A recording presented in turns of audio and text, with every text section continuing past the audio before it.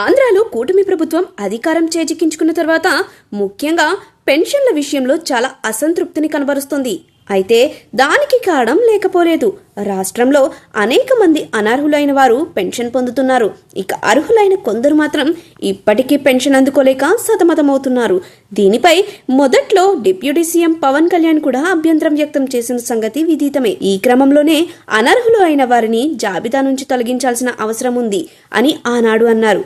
తాజాగా జనసేనకు చెందిన పౌర సరఫరాల శాఖ మంత్రి నాదెండ్ల మనోహర్ కూడా ఇదే విషయాన్ని మళ్లీ చెప్పడమే కాకుండా పెన్షన్లను తొలగించబోతున్నట్లు స్పష్టమైన సంకేతాలు కూడా ఇచ్చేశారు. దీంతో చాలా మంది మధ్యలో గుబులు పట్టుకున్నట్టయింది.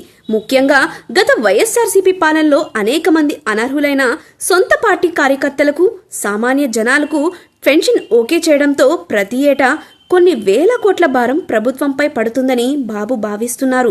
ప్రతి 10,000 మందిలో 500 మంది అనర్హులు పెన్షన్ పొందుతున్నట్లుగా మంత్రి నాదెండ్ల మనోహర్ తాజాగా ఓ మీడియా వేదికగా తెలిపారు. అందువల్ల అనర్హులను జాబితా నుంచి తొలగించాల్సిన అవసరం ఉందన్న ఆయన వచ్చే 3 నెలల్లో ప్రతి పెన్షన్ను జిల్లా కలెక్టర్లు పరిశీలించాలని ఆదేశించారు. రాబోతున్న సంవత్సరం జనవరి, ఫిబ్రవరి, మార్చి నాటికి ఈ వడపోత కార్యక్రమం పూర్తవుతుంది అని విశ్వసనీయ వర్గాల సమాచారం. వచ్చే ఆర్థిక సంవత్సరం ప్రారంభం అంటే ఏప్రిల్ 1 నుంచి అర్హులు మాత్రమే పెన్షన్ పొందుతారని చెప్పుకోవచ్చు.